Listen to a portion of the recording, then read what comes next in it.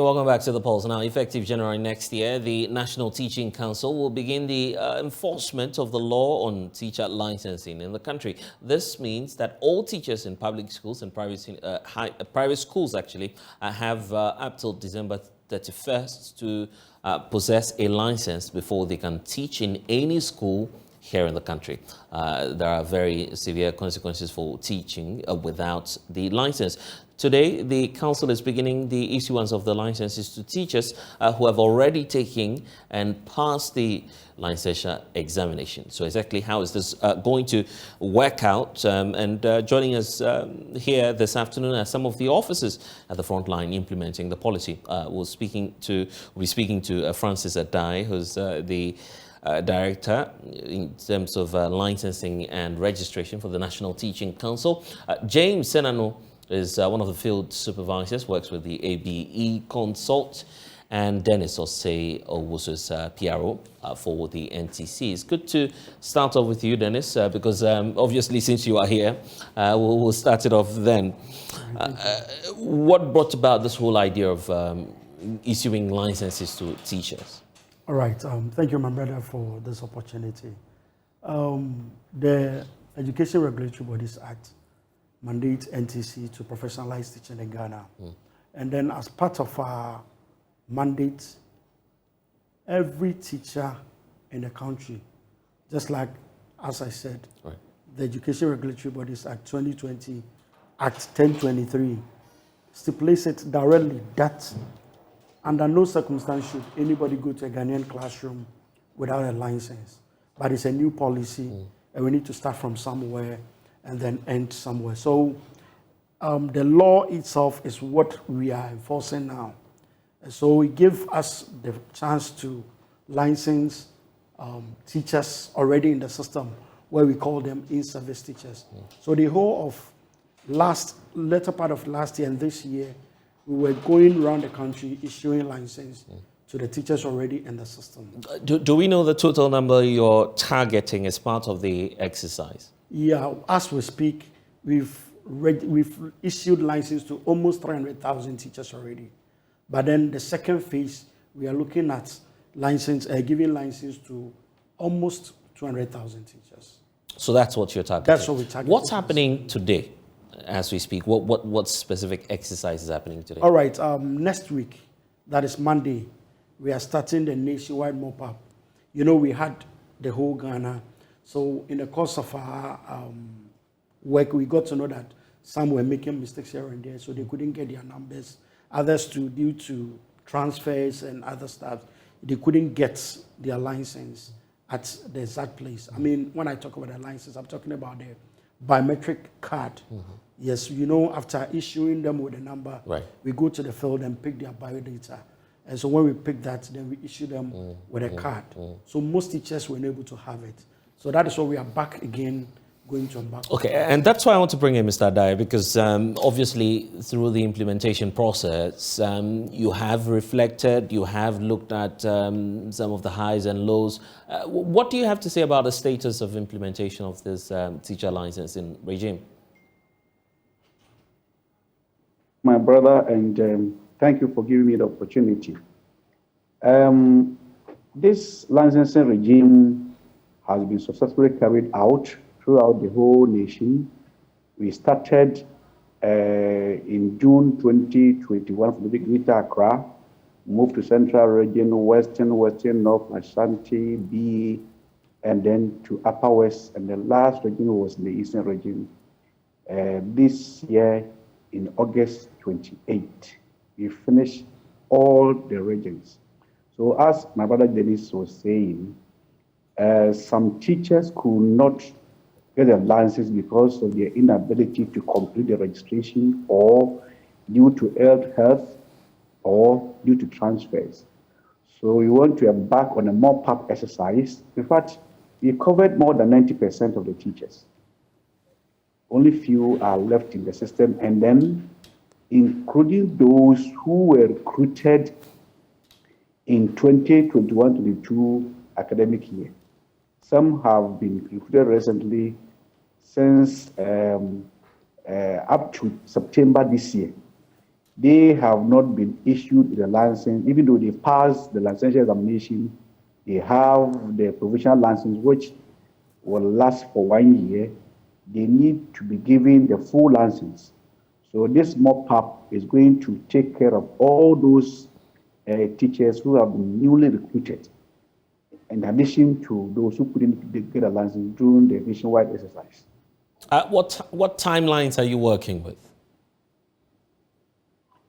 Oh, we are starting on Monday, 8th November, and we hope that by middle of December, we are done with the mop-up exercise. We are going to spend maybe 4 or 3 days in the region so that all those who couldn't get the license will come to the regional center. In fact, we have the plan where the plan has been sent to all the districts and the regions, so they know where they are going to converge for their license.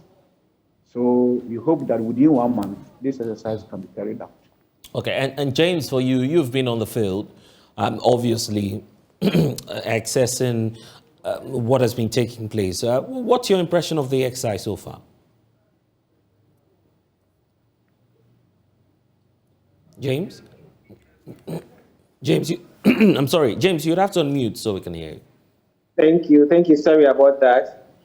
Yeah, the exercise has been fruitful and has been impressive. I think we've met our target. The last part or the last leg that we are doing is actually an opportunity to all our teachers who couldn't partake during our first round. So in fact, this is a limited opportunity.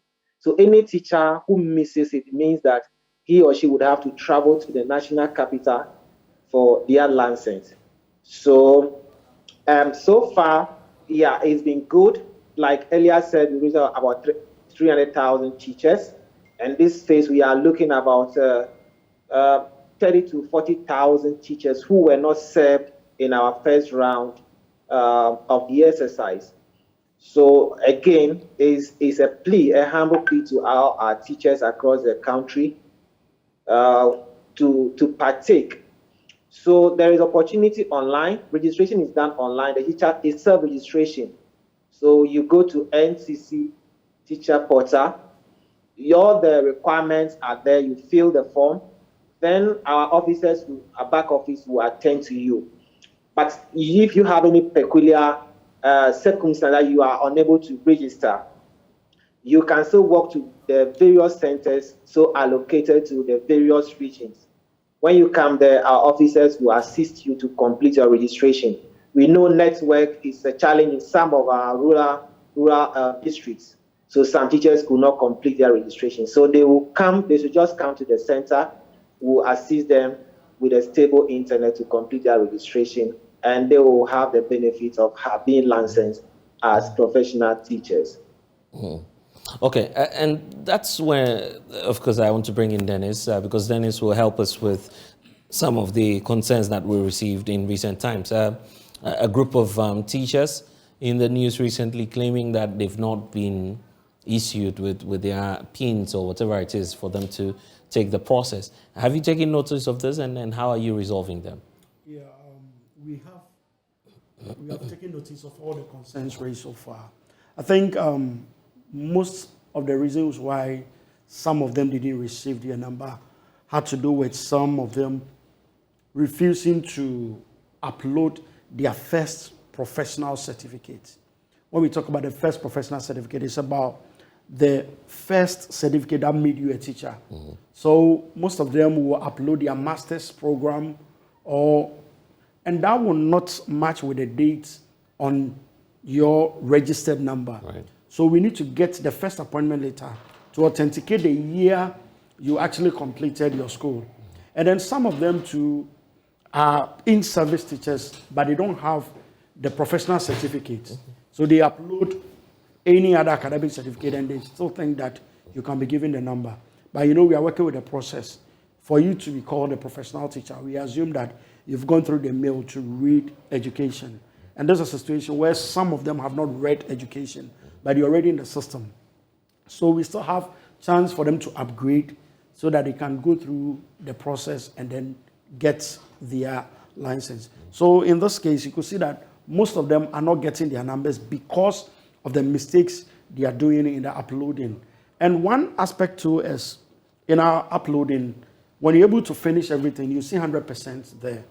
But the 100% can be there, but if you don't see pending for activation, meaning all your uploads were not saved.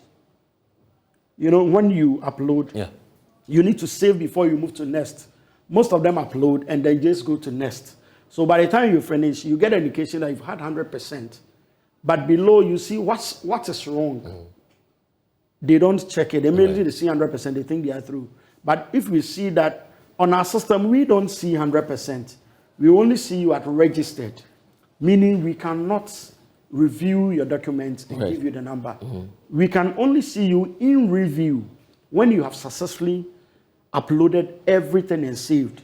So that is what is actually denying most of them. Are you planning on deploying some of your officials to assist in the registration process? Sure. Anywhere we go to do the issuance, we have a team who are also on the ground. So those with those challenges move there and then they walk them through the process. Some even have to do the upload and everything for them so that we generate a number for them. Okay, let's talk about the potential impact on the education sector itself. Sada, if you're with us, are we looking at some concrete impact on improving teaching and learning outcomes? My brother, yes, of course, because if you talk about quality education, then it means that the teachers must also be qualified, know what they are supposed to deliver. So we want to get qualified teachers in the classrooms to manage our children. And this is one of the processes to ensure that to enforce teacher professionalism, getting qualified, getting trained as a teacher, that's the first point, and then getting the license.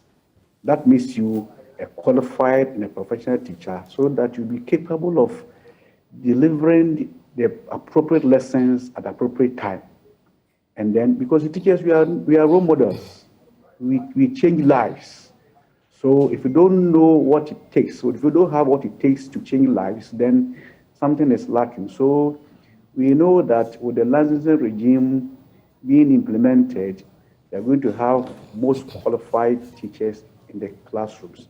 Our next leg is that those who are not qualified and are teaching, we are going to give them short training, issue them with emergency certificates, and then they must be enrolled in a teacher education program. So we've started a pilot program in Greater Accra. By the beginning of December, we are going to start Greater Accra training of the non-professional teachers. Give them emergency certificates so that they will also be enrolled on a teacher education program, because we want all teachers in the classrooms to be qualified and professionals. And we know that this will by all means change the outcomes in the learning and then the teaching processes. And James, I mean, you've been on the field as well, interacting with these teachers. What's their personal impression about what's taking place in terms of how the licensing regime could help improve on the quality of education across the country?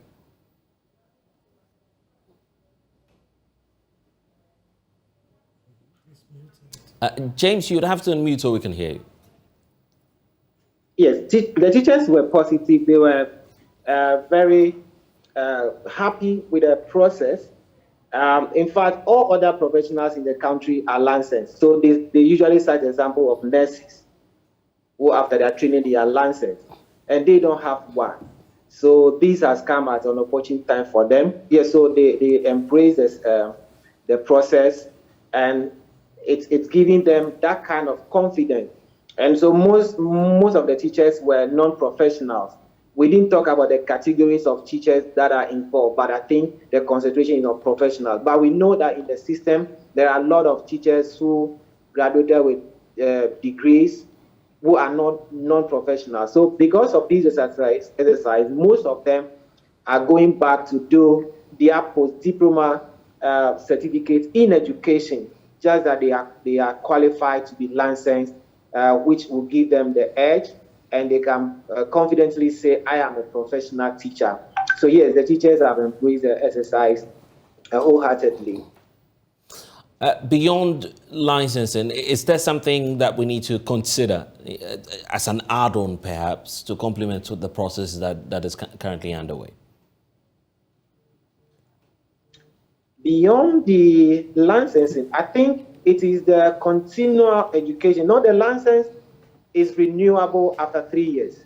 And within that waiting period, the teacher is to undertake upgrade or in-house or in-service training, and which is on the NTC platform. So from time to time, there are licensed service providers who go out to train teachers to up their skill in the teaching profession. So that is an add-on. So if you are not a licensed teacher, you cannot participate to upgrade yourself to meet the current need or standard of the 21st century teacher. So that is a great add-on. They are all tech platforms that some are enrolled online. The teachers go there. They are taken through ICT education, the technology to apply. So that is an add-on beyond the licensing.